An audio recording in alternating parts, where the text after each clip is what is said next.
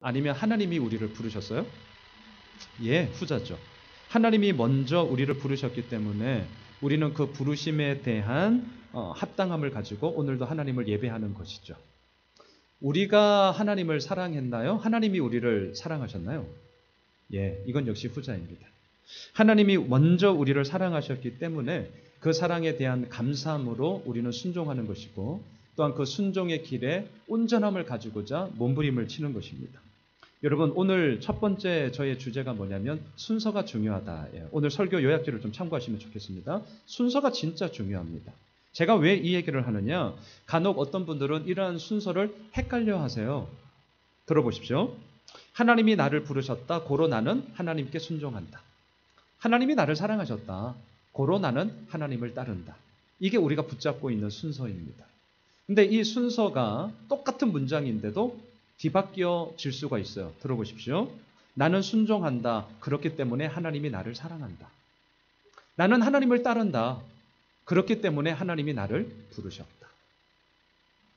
똑같은 문장입니다. 다만 순서만 제가 이렇게 바꾸었을 뿐입니다. 그런데 아십니까? 이러한 순서가 바뀜으로 인하여서 신앙생활의 하늘과 땅 차이에 어마어마한 차이가 납니다. 하나님이 나를 사랑하셨다. 고로 나는 순종한다. 라는 우리가 붙잡아야 할 신앙의 이 순서를 붙잡고 있는 분들은 반드시 그 가운데 하나님이 이끄시는 자유와 기쁨과 평안과 하나님의 그 샬롬을 우리는 노래하게 될 것입니다. 하지만 내가 순종한다. 그렇기 때문에 하나님이 나를 사랑하신다라는 프레임을 가지고 내 신앙의 첫 단추를 시작한다면 해도 끝이 없는 그 하나님의 명령과 또한 그 하나님의 말씀하심이 나에게 자유와 기쁨이 되기는커녕 뭐야 이거 해도 끝이 없네. 지친다. 내가 언제까지 순종해야 되지? 내가 순종하니까 하나님이 나를 사랑한다고 하는데 그럼 나는 도대체 언제까지 순종해야 되는 거야? 이런 무거운 마음들이 나에게 억압과 압제로 꽉 차게 될 것입니다. 지난주 성장반에서 나눴던 주제가 영적 전쟁이었습니다. 이제 성장반도 이번 주면 제가 종강을 하는데요. 우리의 전쟁은 단지 눈에 보이는 혈과 육, 사람의 싸움이 아니라 눈에 보이지는 않지만 반드시 있는 사단 마귀와의 싸움이다. 고로 우리 정신 차리고 하나님을 믿는 사람으로서 영육의 강건함을 가지고 영적 군사가 되자. 이런 내용으로 우리가 나누었어요. 그러던 가운데 이러한 영적 전쟁에서 우리가 무조건 이길 거야 그런다고 이기는 게 아니잖아요. 근거가 있어야 되죠. 그 근거의 말씀 중에 하나가 이거였습니다. 앞에 스크린 한번 보시죠. 요한일서 5장 4절의 말씀이었어요. 같이 읽습니다. 시작. 무릇 하나님께로부터 난 자마다 세상을 이기느니라. 세상을 이기는 승리는 이것이니 우리의 믿음이니라. 너무 잘 알고 있는 말씀이시죠. 여러분, 이 말씀을 근거로 대부분의 많은 분들은 뭘 얘기합니까? 봐라, 세상을 이기는 승리는 이것인데 우리의 믿음이라고 하지 않냐. 고로 너 믿음 생활 똑바로 해야 된다. 야, 이왕 믿음 생활 할 거면 제대로 해야 돼. 그래야 우리의 믿음이 세상을 이기는 승리가 되기 때문이야. 너 이왕 할 것 제대로 해. 거의 많은 분들이 기억하기에 이 구절에 있어서는 세상을 이기는 승리는 이것이니 우리의 믿음이다. 이 부분에 대해서 엄청나게 많이 강조를 하죠. 맞는 말일까요? 틀린 말일까요? 맞는 말이에요. 맞는 말입니다. 하지만 잘 보십시오. 대부분의 이 말씀을 근거로 세상을 이기는 승리는 우리의 믿음이다. 고로 믿음 생활 똑바로 해야 된다. 이왕 할 것 제대로 해야 된다라고 얘기하는 게 맞는 말인데 그럼에도 불구하고 이 맞는 말이 때로는 틀린 말이 될 수 있는 순서가 있어요. 자, 그게 뭐냐? 5장 4절 앞부분을 보세요. 뭐라고 시작합니까? 무릇 하나님께로부터 난 자마다 세상을 이기느니라. 중요합니다. 우리는 물어야 되죠. 나는 과연 하나님께로부터 난 자가 맞나? 우리는 이 구절을 가지고 얘기한다니까요. 세상을 이기는 승리는 이것이니 우리의 믿음이야. 우리 믿음 생활 똑바로 해야 돼. 맞는 말입니다. 맞는 말이에요. 그럼에도 불구하고 이 세상에 그렇게 믿음을 많이 얘기하는데 누구는 이단이야. 그렇게 믿음을 얘기하는데 딱 보니까 완전 사이비야. 그렇게 믿음을 얘기하는데도 딱 들여다보니까 결국은 자신의 탐욕과 자기가 원하는 걸 이루면서도 믿음이라는 명분을 갖다 붙임으로 말미암아 교회 가운데도 사람들로 하여금 손가락질을 받는 교회들이 있더라는 거예요. 이거 정말 중요합니다. 순서가 중요합니다. 왜요? 믿음을 이야기하기 전에 먼저 우리는 이 구절 있는 그대로 하나님께로부터 난 자마다 세상을 이기기에 우리는 물어야죠. 나는 정말 하나님께로 난 자가 맞나? 하나님께 난 자가 누구냐고요? 스크린을 한번 보십시오. 요한일서 5장 1절. 네, 같이 읽겠습니다. 시작. 예수께서 그리스도이심을 믿는 자마다 하나님께로부터 난 자니 또한 낳으신 이를 사랑하는 자마다 그에게서 난 자를 사랑하시느니라. 예, 예수님이 그리스도이심을 믿는 자가 하나님께로부터 난 자입니다. 그리스도가 누구냐고요? 내 삶을 다스리는 왕입니다. 나의 죄를 대속해 주신 대제사장이십니다. 오늘도 나의 길을 인도하시는 선지자이십니다. 이 긴 말을 줄여서 예수는 그리스도이십니다 라고 우리가 고백을 하죠. 여러분, 순서가 어떻게 되는지를 잘 보십시오. 세상을 이기는 승리는 이것이니 우리의 믿음이다. 이 말이 맞는 말입니다. 그럼에도 불구하고 이 맞는 말이 틀린 말이 될 수가 있는데 그것은 내가 하나님께로부터 난 자가 아니기 때문입니다. 내가 하나님으로부터 난 자라는 확신이 없을 때에 세상을 이기는 승리의 믿음의 이야기인 이 믿음이 다른 엉뚱한 방향으로 쓰여질 수 있더라는 거죠. 자, 제가 오늘 본문을 시작하면서 왜 이런 서론을 가지고 있느냐? 오늘 본문의 구도가 이와 똑같기 때문이에요. 자, 여러분, 오늘 본문을 보시면 많은 분들이, 이 자리에 계신 분들도 이 본문 잘 알고 있을 텐데 뭘 가장 기억하고 계셔요? 그동안 신앙생활하면서 이 빌립보서 가운데도 이 본문 정말 많이 설교를 들으셨을 거예요. 오늘 목장 나눔지에도 제가 그래서 질문을 던졌는데 여러분들이 오늘 이 본문을 딱 보실 때 가장 내 마음과 내 시선을 끄는 단어가 뭐가 있습니까? 아마 달려가노라. 이게 확 끌지 않으세요? 달려가노라. 뭔가 동적인 언어와 우리의 그림을 딱 주는 이미지 언어이기 때문에 달려가노라. 그래서 저도 예전에 이 달려가노라라는 제목을 가지고 설교 엄청 이 본문 했어요. 여러분, 뒤에 있는 것은 잊어버리고 앞에 있는 것을 향하여서 달려갑시다. 얼마나 확 비전이 확 들어오잖아요. 하나님이 위해서 부르신 부름의 상을 향하여 우리 좌우로 돌아보지 않고 분명한 표대를 향하여 달려갑시다. 아멘. 맞는 말이죠. 맞는 말이에요. 그런데 아십니까? 대부분 여기에만 초점을 맞추다 보니까 달려가노라. 이게 맞는 말임에도 불구하고 우리들 가운데 어떻게 들어오느냐? 걸어가면 큰일 나요. 달려가노라. 이게 우리들 마음속에 꽉 차기 때문에 때로는 힘들어서 앉아 있을 수 있잖아요. 좀 쉴 수 있잖아요. 그런데 앉아 있고 쉬고 있으면 달려가노라라는 이 프레임 때문에 어떻게 우리들에게 보게 되느냐? 완전히 믿음 없는 놈으로 낙인 찍히는 경우도 있더라고요. 여러분, 달려가야 합니다. 맞는 말이에요. 하지만 누가 더 빨리 달려가나? 세상이 이해하는 방식으로 속도 경쟁이 되기 시작하면 오늘 이 말씀은 틀린 말이 될 것입니다. 분명 달려가야 함이 분명합니다. 하지만 달려가는 속도를 말하기 전에 먼저 어디를 달려가야 되지? 무엇을 향해 내가 달려가야 되지? 그 방향에 대한 부분을 정하셔야 되죠. 그래서 세상에 믿지 않는 사람들도 얘기하는 게 있습니다. 속도보다 중요한 것이 방향이다.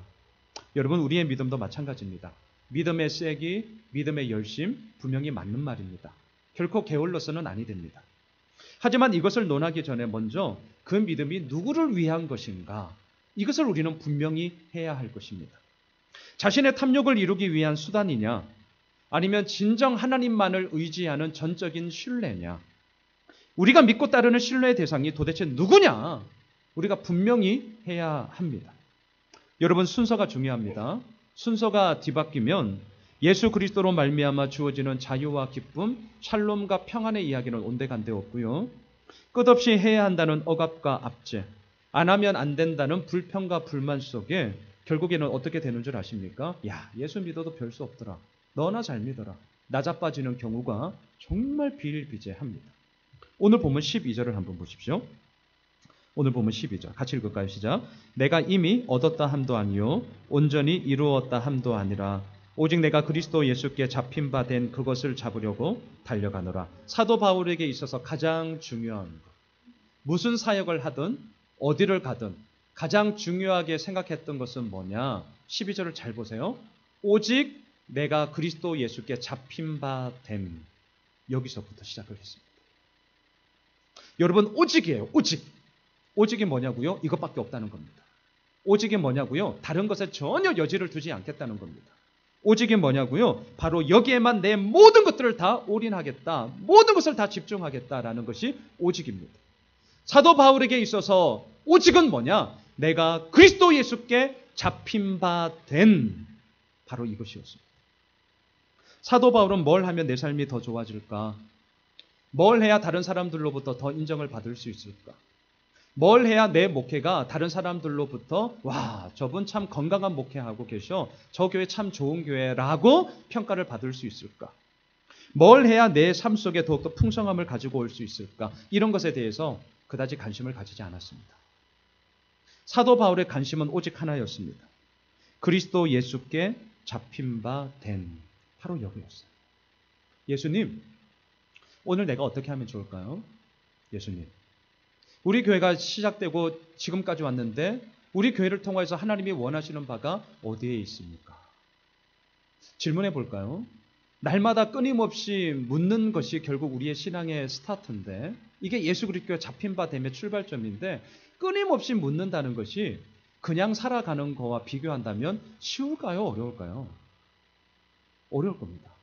끊임없이 물어야 되니까. 그냥 신앙생활 하는 거와 비교한다면 끊임없이 묻는다는 거 이거 정말 쉽지 않습니다. 오히려 불편합니다. 아니 도대체 뭐 어떻게 맨날 물어. 또 물었는데도 답이 안 나올 때가 있기 때문이죠. 그런데도 아십니까? 사도 바울은 이 길을 걸어갔다는 거예요. 왜냐하면 신앙생활에는 수학 공식처럼 이것대로만 하면 뭐든지 다 풀 수 있어. 이런 게 없다는 사실을 사도 바울이 알았기 때문입니다. 여러분, 우리는 수학 공식처럼 믿음의 공식을 사실 원합니다. 목사님, 믿음의 공식 없나요?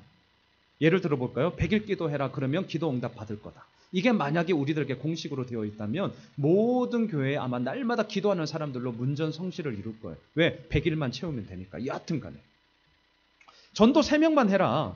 3명 전도할 때마다 묻지도 않고 따지지도 않고 네가 원하는 거 무조건 다 이루어질 거야. 이러면 아마 이 땅의 모든 교회가 다 부흥을 이루게 될 것입니다. 빈자리가 없을 거예요.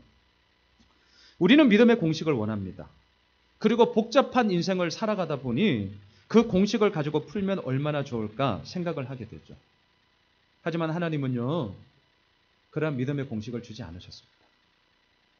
믿음에는 방법이 없습니다. 이렇게 하면 무조건 은혜 받아. 이렇게 하면 무조건 기도 응답 받아. 이게 없다니까요. 이유가 중요합니다. 왜냐하면 믿음이란 방법이 아니라 하나님과의 관계에 있기 때문입니다. 하나님과의 관계예요. 그래서 제자반에서 나누는 내용 가운데 이런 게 있습니다. 오늘의 일을 어제의 인도하심에 따라 결정하지 마라. 저 정말 붙잡고 있는 단어 가운데 하나거든요. 다시요. 오늘의 일을 어제의 인도하심에 따라 결정하지 마라. 자, 이게 무슨 말이냐고요? 앞에 스크린을 한번 보시죠. 사무엘하 5장 19절을 읽을 텐데 다윗이 블레셋과 전쟁을 할 때예요. 어떻게 하는지를 잘 보십시오. 같이 읽습니다. 시작. 다윗이 여호와께 여쭈어 이르되 내가 블레셋 사람에게로 올라가리이까 여호와께서 그들을 내 손에 넘기시겠나이까 하니 여호와께서 다윗에게 말씀하시되 올라가라. 내가 반드시 블레셋 사람을 내 손에 넘기리라 하신지라. 전쟁을 하는데요, 다윗이 하나님께 기도했습니다. 어떻게 해야 될까요? 그러자 하나님이 응답하십니다. 가, 싸워. 이 응답을 받고 전면전을 펼쳐요. 물론 그 약속대로 대승을 거두었습니다. 자, 여러분, 승리를 거두는 건 너무 중요합니다. 하지만 그와 버금가게 승리 이후에 내가 어떻게 하느냐도 중요하죠. 왜? 승리를 만끽하다 보면 자칫 교만과 자만과 안일에 빠져서 승리하지 못한 것보다 더 큰 실패가 그 다음에 더 오기 때문입니다. 이거 우리가 알고 있는 사실이죠. 블레셋은 전쟁에서 패했어요. 근데 이놈들이 웬일입니까? 안 가요. 깡다구 가요. 블레셋도 만만치가 않습니다. 이놈들이 안 가.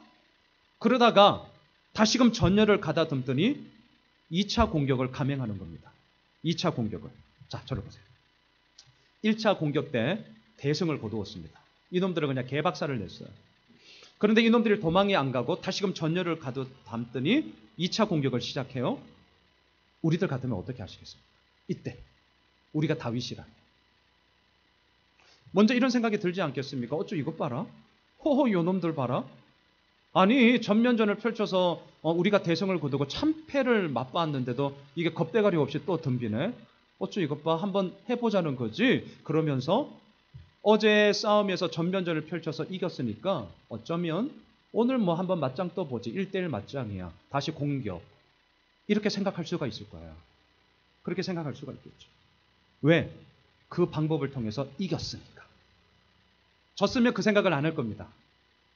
이긴 것이 어쩌면 우리들에게 함정이 될 수 있다는 거 잊지 마십시오. 근데 이때 다윗은 어떻게 하는 줄 아세요? 다윗의 위대함이 바로 여기에 있는데 엎드립니다. 오늘의 일을 어제의 인도하심에 따라 결정하지 않았습니다. 앞에 스크린을 보시죠. 사무엘하 5장 23절이에요. 이놈들이 다시 공격해 오니까 이렇게 합니다. 시작. 다윗이 여호와께 여쭈니 이르시되 올라가지 말고 그들 뒤로 돌아서 뽕나무 숲을 맞은편에서 그들을 기습하되. 만일 다윗이 어떠한 원리나 방법, 공식을 원했다면 어쩌면 1차 전쟁 때 승리를 거두었던 전면전을 사용했을지도 모릅니다. 하지만 다윗의 위대함은 어디에 있는 줄 아십니까? 하나님께 엎드리는 거예요. 오늘의 일은 오늘 하나님 앞에 묻고 그 하나님의 인도하심에 따라 나아가는 것이지, 어제까지 이 방법이 승리를 거두었으니까 오늘 그거 써먹으면 승리할 거야 라고 공식으로 원리로 붙잡지 않았다는 거예요. 다윗의 위대함은 그의 탁월한 능력에 있지 않습니다. 다윗의 위대함은 그의 리더십에 있지 않습니다. 다윗의 위대함은 그의 용맹함에 있지 않습니다. 다윗의 위대함은 오늘도 하나님께 엎드려 하나님 어떻게 해야 될까요? 그 엎드림에 있었습니다. 우리는 어떠한 방법이나 공식에 엄청난 많은 관심을 가지죠. 왜? 그 공식만 가지면 여하튼 어떤 문제든 다 풀 수 있을 거라고 생각하니까. 그래서 어제까지 성공했던 일이 뭔지, 다른 교회에서 성공한 것이 뭔지 목사인 제가 왜 관심이 없겠습니까? 저 많이 배우러 다녔고 세미나도 많이 갔고 또한 그 부분들에 있어서 좋다고 생각했던 것은 지금 저의 목회 가운데 흘러가고 있어요. 이건 분명합니다. 하지만 그렇기 때문에 제가 더더욱 주님 앞에 무릎 꿇고 기도하는 제목 가운데 하나가 뭐냐면 오늘 순서가 중요하다는 걸 잊지 마세요. 순서가. 그게 뭐냐? 하나님께서 저를 통하여서 이 교회 가운데, 이 땅 가운데 하기를 원하시는 것이 무엇이죠? 하나님, 예수 호메실 교회를 통하여서 과연 이 호메실 지역에, 더 크게는 서수원 지역에 하나님께서 이루고자 하시는 것이 과연 무엇이죠? 라는 것을 제가 물어야 한다는 것이죠. 이걸 묻지 않고 다른 교회에서 이루어지는 많은 좋은 것들을 적용할 수 있을 거예요. 하지만 하나님께 엎드림 없는 시간, 엎드림이 없이 그저 좋다고 하니까 도입하기 시작한다면 그것은 하나님의 원하심이 아닐 수 있습니다. 그리고 아마 지속하지 못할 거예요. 제가 10여 년 전 서울에서 사역을 할 때였습니다. 그 교회는요, 1년에 2번씩 상반기 한 번, 후반기 한 번 목사님들을 대상으로 제자훈련 세미나를 하던 교회였습니다. 한 번 참석하는데 많게는 200명, 250명, 심지어는 해외에서도 배우려고 오시는 분들이 계셨어요. 제가 그때 나이가 34살이었습니다. 목사로서 물론 어린 나이죠. 그런데도요, 그 세미나 가운데 한 타임을 제가 강의를 했어요. 34살 어린 목사가. 또한 그때 성장반, 제자반 제가 엄청나게 제자 훈련했거든요. 제가 훈련하던 집사님들이 저녁에 퇴근하고 그 세미나 장소로 오셔요. 왜 오냐면 참석하셨던 목사님들이 참관하라고. 제자 훈련을 어떻게 하는지 참관하라고. 그러니까 여러 목사님 가운데 저도 시범을 보였거든요. 한 20, 30명이 쭉 참관하고 있고 제가 앞에서 그날 주제를 가지고 제자 훈련을 하는 거예요. 이렇게 시범을 보이기도 했습니다. 사역하던 교회에서는 분명 풍성한 열매를 맺었습니다. 그리고 그 훈련을 통해서 한 분 한 분이 정말 하나님과의 관계에서 온전함을 이루어 나갔고 몸부림을 치는 너무 중요한 계기로 그러한 제자 훈련들이 아름다운 열매를 맺었음이 분명합니다. 그런데 아이러니한 게 뭔지 아십니까? 세미나에 참석하였던 목사님들이 수천 명이 될 거 아니에요. 그게 1년을 하고 만 게 아니거든요. 정말 오래 했거든요. 수천 명이에요. 수천 명. 그런데도 나중에 세미나를 끝내고 돌아가신 분들과 이제 서로 간간히 피드백을 받고 얘기를 하는데 의외로 이게 그곳에 가서는 속된 말로 안 먹히더라는 거죠. 이제 그런 게 있잖아요. 안 먹히더라는 거예요. 아니 저 교회는 되는데 왜 그대로 배워서 왔는데도 왜 우리 교회에서는 안 먹힐까? 이게 현상적으로 너무 많이 나타나더라는 거죠. 10여 년이 흘렀습니다. 왜 안 될까? 그런 이유가 뭘까? 본질적으로 뭘까? 10여 년이 흘른 지금 저는 알게 되었어요. 이유가 뭔지 아십니까? 무엇을 가르치느냐, 이렇게 하느냐, 저렇게 하느냐, 이걸 가지고 하면 성공을 할 것이고 이걸 가지고 하면 실패하게 될 겁니다. 그러니까 무조건 이렇게 하셔야 돼요 라고 저도 세미나 때 막 그렇게 얘기했거든요. 근데 이제는 알게 되었어요. 그런 게 아니더라고요. 진짜 인생의 성공의 부분들이 뭐냐면 중요한 것은 누가 그걸 사용하느냐였어요. 결국 사람의 문제입니다. 사람의 문제. 여러분 시냇가에 물맷돌 엄청나게 많습니다. 하지만 골리앗을 쓰러뜨린 물맷돌은 다윗이 던진 물맷돌이라는 사실을 잊지 마십시오. 물맷돌이 중요한 게 아닙니다. 중요한 것은 뭐냐고요? 누가 던졌냐는 거예요. 다윗이 던졌다. 이게 중요한 것이죠. 그런데 우리는 어떻게 하십니까? 오늘 사도 바울의 고백처럼 오직 내가 그리스도 예수께 잡힌 바 된 이것에 대해서 우리가 늘 출발을 해야 되는데 이것은 점점 더 소홀해져요. 그래서 뭐만 남냐? 무조건 달려가래요. 왜? 남들도 달려가니까 나만 가만히 있으면 바보 되니까.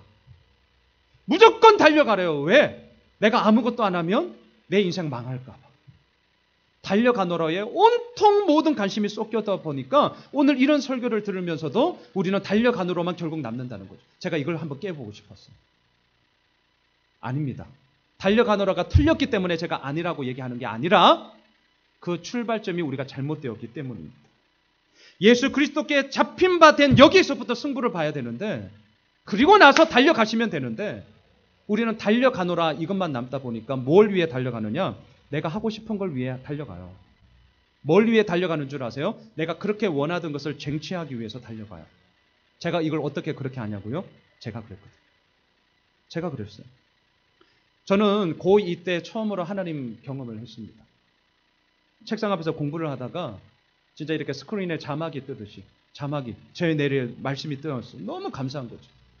너희 지체를 의의 병기로 불의의 병기로 죄에게 드리지 말고 너의 지체를 의의 병기로 하나님께 드려라. 다시 산자같이 하나님께 드려라. 이 로마서 6장 13절의 말씀이 저에게 하나님의 경험이 되어지는 그런 첫 시작이 되었습니다. 드려라. 어떻게 드릴 수 있을까? 고등학교 2학년 남자아이의 생각에 이게 목사가 되어야 되는 거구나. 제가 그렇게 이제 결정을 한 거죠.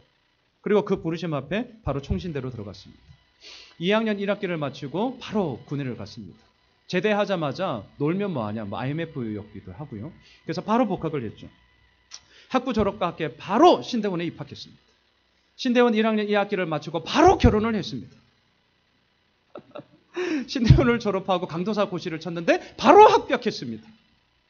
나이가 어리다는 이유로 저희 교단이 만 30이 돼야 목사 안수를 주는데 나이가 어린 이유로 바로 목사 안수를 받지 못하고 2년을 끌었습니다. 나이가 어려서. 그리고 32살 목사 안수를 받고 나서 이제 32살 앞서 말씀드린 서울의 찬 대형교회에 들어갔습니다. 그리고 그 해에 국민일보 출판사에서 제 이름으로 책도 냈습니다. 거침이 없었어요. 저 자신만만했어요. 실패가 없었어요. 두렵지 않았어요. 정말 막 들이댔어요. 누가 나를 막을 수 없냐. 얼마나 교만했겠습니까? 정말 바로 했어요. 바로. 오늘 본문에 달려가노라 엄청나게 저 달려갔습니다. 누가 더 빨리 달려가냐. 선두에 서려고. 그때 저에게 있어서 이 달려감, 이 본문을 가지고 설교 많이 했는데 참 쪽팔리는 얘기지만 그때 저의 본문 속에 이 달려감은 예수 그리스도를 향한 달려감이 아니라 예수 그리스도를 이용해 먹어서 내가 다른 목사들보다 더 빨리, 내가 쟤보다는 그래도 좀 더 인정받고 좀 더 높은 자리에 올라가야 하는 달려감이었습니다. 왜 그렇게 된 줄 아세요? 설교 때는 예수 그리스도에 잡힌 바 이 부분에 대해서 그렇게 설교를 했지만 정작 저의 삶과 저의 마음과 저의 정신 가운데는 예수 그리스도에 잡힌 바 이건 했다 치고 나 예수 믿으니까 이건 믿었다 치고 1+1을 우리 다 원하잖아. 이건 했다 치고 그 다음 뭐냐? 달려가느라. 무조건 달려가느라. 이거였기 때문입니다. 너무 감사한 것은 제가 그래도 또 이런 나이에 그 달려감의 끝이 나의 원함과 내가 하고자 하는 것에 대한 달려감의 끝이 얼마나 허망한 것인지를 또 빨리 알게 되었어요. 그렇게 잘 나가던 교회가 다 무너지기 시작했죠. 제가 흰머리가 너무 많습니다. 그때 제가 받았던 스트레스가 제 몸으로 왔어요. 제 몸으로. 그래서 머리가 막 새하얘졌습니다.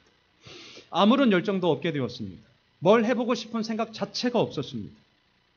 제 인생에 참 깜깜한 해 가운데 하나가 2011년. 우리 막둥이가 태어나서 너무 좋았지만 사실은 새 아들을 키워야 한다는 그런 중압감과 압박감에 제가 목사로서가 아니라 제가 몇 번 말씀을 드렸잖아요. 월급쟁이로 제가 버텨야 했던 한 해가 2011년이었어요. 아무 생각 없었어요. 금요철학을 가잖아요. 제 맨 뒤에 앉아 있었어요. 기도 안 해. 기도가 안 돼. 그리고 눈치 보고 그냥 나와버렸어요. 목사가? 뭐 짬밥이 되니까 뭐 아무도 얘기도 안 해요. 나한테. 완전히 다 무너졌어요. 그래도 일말의 양심은 있어서요. 제가 그렇게 하다가 8월 달에 사직서를 내고 이제 넉 달 동안 제가 놀았죠. 넉 달 동안. 밖에 거의 나가지 않았습니다. 정말 부끄러운 얘기지만 오늘처럼 주일날 처음에는 이런 교회 저런 교회 그 소위 교회 투어 했어요. 저도 교회 투어. 근데 그게 참 얼마나 참 헛헛함인지 여러분들 아마 경험하신 분들은 아실 겁니다. 교회 투어를 이렇게 했어요. 이름 내놓으라 하는 교회 한번 탐방해보자. 말이 좋아서 탐방이지 그냥 간 거예요. 근데 그것도 뭐 몇 주 하다가 그것도 귀찮아져서 나중에는 제가 어떻게 했느냐. 그냥 주일이니까 찬송 한 장 부르고 그냥 한 성경 구절 읽고 잠깐 그냥 기도하고 그냥 나자빠지고 있었어요. 완전히 피폐한 가운데 있었습니다. 그러던 가운데 지금 우리가 제자반에서 하고 있는 하나님을 경험하는 삶을 어떤 한 분의 조언으로 너 정신 차려라. 야 이 미친놈아 너 그렇게 살면 어떡할래? 너 왜 그러는 거야? 그럴 거와 함께 너 이거 한번 봐봐. 그러면서 봤던 게 하나님을 경험하는 삶이에요. 할 일도 없잖아요. 아무것도 안 했거든요.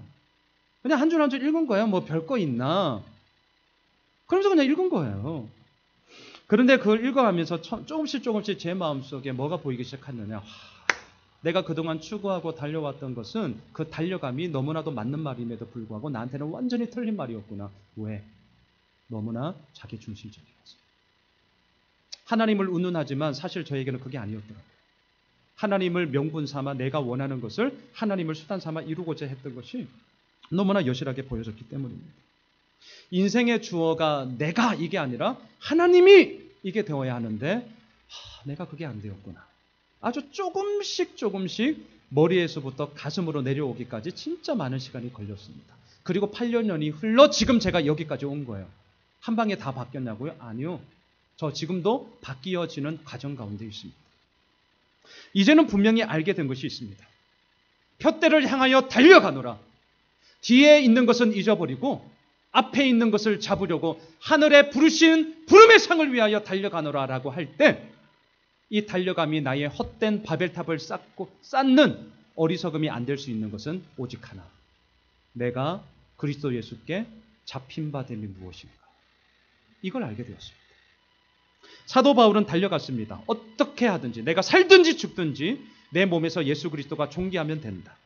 정말 자신의 생명을 내어놓았고 그 어느 누구보다도 열심을 다해 그는 사명을 감당했습니다. 하지만 그의 달려감이 결코 자신의 업적을 자랑하는 바벨탑이 되지 않았습니다. 이유는 오직 하나. 내가 그리스도 예수께 잡힌 바 됨이 분명했기 때문이죠. 여러분 사도 바울은 사도행전 9장 다메섹 도상으로 가는 길에 부활하신 주님과의 만남이 있었습니다. 하늘에서 호련히 빛이 비춥니다. 그리고 소리가 들립니다. 사울아 사울아 네가 어찌하여 나를 핍박하느냐. 바울이 묻습니다. 주여 누구십니까? 나는 네가 핍박하는 예수다.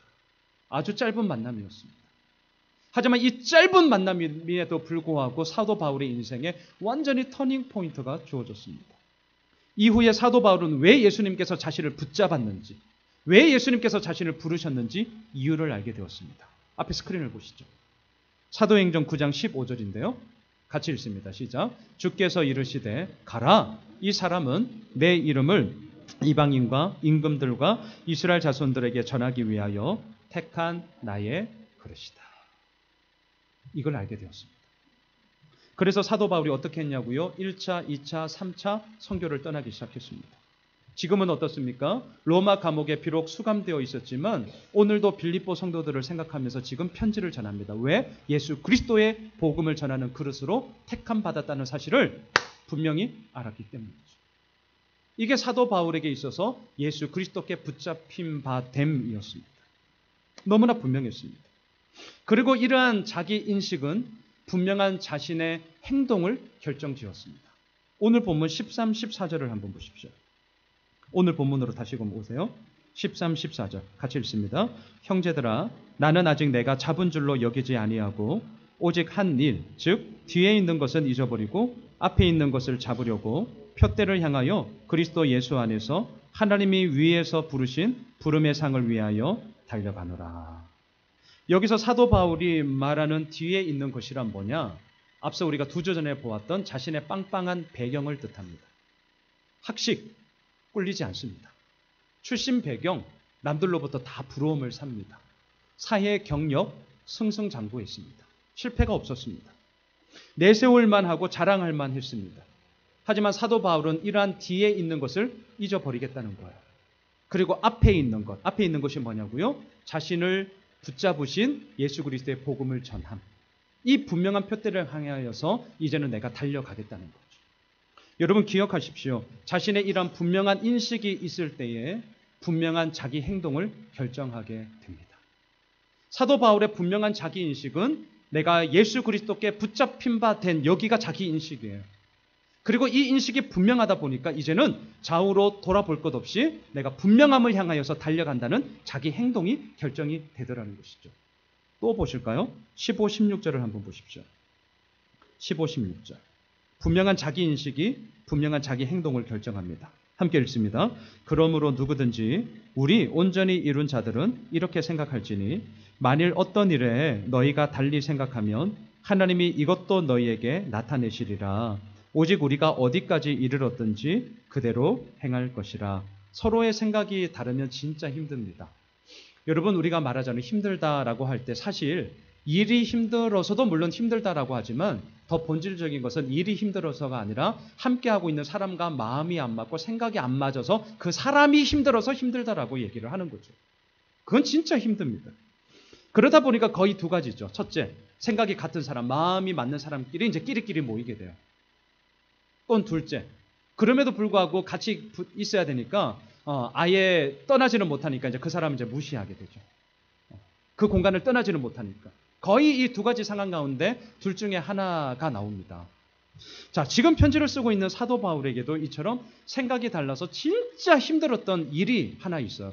아마 여러분들이 아시는 일이에요. 혹시 생각이 나세요? 사도 바울의 인생 가운데 생각이 달라서 너무 힘들었던 일. 자, 그게 뭐냐면 1차 선교 여행 때 바나바의 조카였던 마가 요한이 너무 힘들어가지고 자기 집으로 돌아가 버렸어요. 그리고 2차 선교를 준비합니다. 그때 바나바가 사울에게 제안을 합니다. 바울, 이번에 마가 요한을 다시 한번 좀 데리고 가면 좋겠어. 사람이 한번 실수할 수 있지 않냐. 야, 우리가 얼마나 잘났냐. 우리 마가 요한한테 우리 다시 한번 기회를 좀 주자. 그럴 수 있잖아요. 그런데 바울의 생각은 달랐어요. 단호했습니다. 우리가 잘하고 있는 것처럼 기질적으로도 아주 다혈질이어서 단호했어요. 안 돼. 택도 없는 소리 하지 마. 1차 선교 때 그렇게 기도 준비하면서 사역 준비하면서 함께 파이팅을 외치면서 갔는데 도중에 그렇게 돌아간다. 중도 하차한 거 나는 그거 봐줄 수 없습니다. 허용할 수 없습니다. 절대 그거 용납 못합니다. 의견이 조율이 안 되는 거예요. 사도행전을 보시면 결국 어떻게 하느냐. 둘이 엄청 대판 싸웁니다. 대판 싸워. 그리고 헤어져요. 바울은 실라와 함께, 바나바는 조카 마가 요한과 함께 선교팀을 나누어서 이제 사역을 하게 되죠. 자, 보세요. 바울과 바나바 이 두 사람이 함께 했던 그것은 선교의 기반을 아주 견고하게 세우는 시간이었음에 분명합니다. 이건 우리 모두가 다 추구하는 방향이에요. 한마음 한뜻으로 가는 거. 이건 누구나 다 원해요. 하지만 두 사람의 다툼은 제가 결과론적인 이야기지만 선교를 두 팀으로 확장시키는 또 다른 계기가 되었습니다. 저희 지금 이 관점을 잘 보세요. 다툼이라는 것이 우리 애들에게 결코 클리어하지 않습니다. 저도 싫어요. 싸워서 헤어지는 거 싫다고요, 저도. 근데 제가 결과론적인 이야기입니다. 전제를 깔아놓고 얘기하는 거예요. 그럼에도 선교를 두 팀으로 확장하게 되는 또 다른 관점으로는 계기가 되더라는 거죠. 사도 바울은 이 부분에 대해서 오늘 보면 16절을 잘 보세요. 이렇게 얘기하는 거예요, 지금. 오직 우리가 어디까지 이르렀든지 그대로 행할 것이라. 자, 이게 무슨 말이냐? 만일에 바울과 바나바가 이렇게 대판 싸웠어요. 헤어졌어요. 그리고 믿는다는 게 이렇게 결국 이런 거야? 아우 싫어. 나 목회 그냥 때려치울래. 라고 바울도 사역 안 하고 바나바도 사역 안 하고 다른 인생을 살았다면 이것은 그 두 사람의 허접한 자존심 싸움이었던 것이죠. 이 싸움은 허접한 두 사람의 자존심 싸움이었다니까요. 또한 자기 잘난 맛에 사는 세상 사람들의 추태와 다를 바 없는 다툼으로 그냥 끝났던 거죠. 근데 중요한 것이 뭐냐? 바울과 바나바는 싸웠어요. 헤어졌어요. 클리어하지 않습니다. 우리에게 좀 꺼림칙해요. 하지만 그 이후에도 이들은 오직 우리가 어디까지 이르렀든지 그대로 행할 것이다. 자신의 부르신 예수 그리스도께 잡힌 바 됨이 분명했기 때문에 바울은 바울대로, 바나바는 바나바대로, 그리고 나중에 디모데 후서를 보시면 마지막 유언과 같은 말씀에 이 마가 요한을 사도 바울이 얘기해요. 데리고 와라. 데리고 와라. 왜요? 용서를 빌려고. 함께 그 마음을 모으려고. 하나님의 이루어 가심이 그렇게 인도되는 것이죠. 자, 보십시오. 오직 우리가 어디까지 이르렀든지 그대로 행할 것이라. 왜? 출발점이 있습니다. 예수 그리스도께 잡힌 바 됨이 분명하기 때문이죠. 또한 15절 마지막에 얘기합니다. 다툼이 혹시 있다 할지라도 하나님께서 우리를 부르신 그 부르심 앞에 온전히 설 때 하나님은 반드시 그대로 행하는 우리로 하여금 하나님의 뜻을 나타내 보여주실 것입니다. 말씀을 정리하겠습니다. 예수님이 그리스도이심을, 예수님이 내 삶의 주인 되심을 우리는 믿고 있습니다. 또한 그 믿음이 있기 때문에 오늘 이 2부 예배를 하나님 앞에 드리고 있는 것이죠. 우리는 하나님께로부터 난 자가 되셨습니다. 우리는 하나님께로부터 부르심을 받은 자가 되었고 예수 그리스도께 잡힌 바 된 자가 분명히 맞습니다. 흔들리지 마십시오. 저는 이 사실에 대해서 분명함을 가지고 있습니다. 그게 뭐냐? 하나님께 붙잡힌 바 된 자, 우리들의 인생은 하나님이 이끌어 가시고 하나님이 주어가 되셔서 우리의 생각을 뛰어넘는 놀라운 승리와 생명과 평강의 이야기를 우리들 가운데 허락하여 주신다는 사실입니다. 바라기는 우리를 택하시고 오늘도 이끌어 가시는 예수 그리스도를 바라보십시오. 달려가라. 예, 달려가셔야죠. 하지만 행여라도 힘겹고 어려움이 있어서 혹시 주저앉아 계십니까? 괜찮아요. 괜찮습니다. 걸어가고 계시다고요? 잘하고 계시는 거예요. 중요한 것은 무엇입니까? 주저앉고 있다 할지라도, 그냥 천천히 걸어가고 있다 할지라도, 또한 달려가고 있다 할지라도 저는 오늘 말씀드리고 싶습니다. 그리스도 예수께 잡힌 바 됨이 나에게 분명하다면 그 이후의 모든 여정의 삶은 하나님이 책임지십니다. 하나님이 나타내 보이셔요. 그리고 오늘 본문 16절, 우리가 어떠하든지 간에 그 붙잡힌 바 됨을 갖고 나아갈 때, 그대로 행할 때에 하나님은 그 인생을 통하여 놀라운 아버지의 이루어 가심을 보여주실 것입니다. 이번 한 주간이 그러한 하나님의 은혜를 경험하게 되는 복된 시간들이 되시길 주님의 이름으로 축원합니다.